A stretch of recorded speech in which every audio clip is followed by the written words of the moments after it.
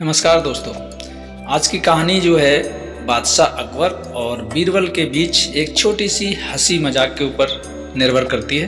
तो चलिए शुरू करते हैं आज की कहानी। और कहानी अगर पसंद आए तो लाइक और शेयर कीजिएगा और ऐसे ही और कहानियों के लिए चैनल को सब्सक्राइब कीजिएगा।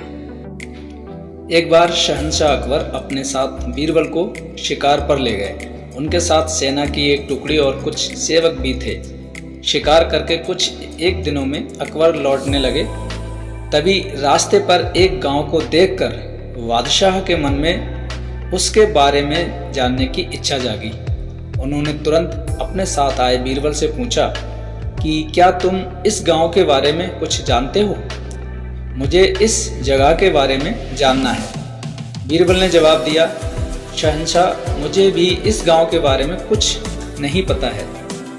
अपने राज्य के इस गांव की तरफ मैं कभी आया ही नहीं, मैं पहली बार आया हूँ। आप यहाँ के बारे में जानना चाहते हैं तो मैं किसी से पूछकर बताता हूँ। तभी बीरबल की नज़र एक आदमी पर पड़ी। उन्होंने उसे अपने पास बुलाकर पूछा, भाई, क्या तुम इस गांव के रहने वाले हो? अगर हाँ तो इस गांव के बारे में मुझे सब कुछ बता दो। यहाँ सब बढ़िया तो चल रहा है ना? वो आदमी बीरबल के सवालों का जवाब दे ही रहा था कि उसकी नज़र बादशाह पर पड़ गई। उसने उन्हें पहचान लिया। फिर बोला कि साहब, आप लोगों के राज्य में यहाँ कुछ खराब कैसे हो सकता है? यहाँ सब कुछ बढ़िया है। तब बादशाह ने उससे पूछा, तुम्हारा नाम क्या है?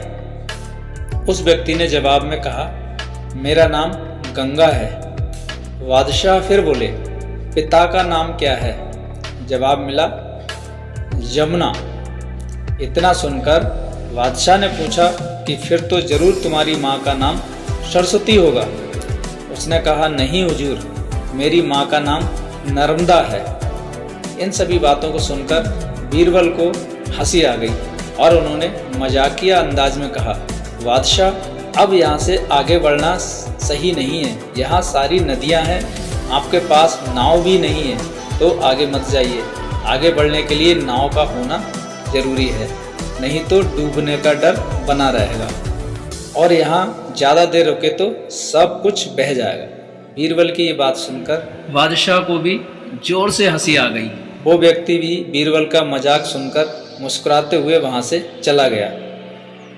तो दोस्तों, इस कहानी से हमें ये सीख मिलती है कि हर दम व्यक्ति को गंभीर रहने की ज़रूरत नहीं होती, हंसी मजाक करना भी ज़रूरी है। तो दोस्तों, कैसी लगी आज की कहानी कमेंट्स करके ज़रूर बताइएगा। मिलते हैं फिर एक और नई कहानी के साथ। तब तक के लिए नमस्कार, आदाब।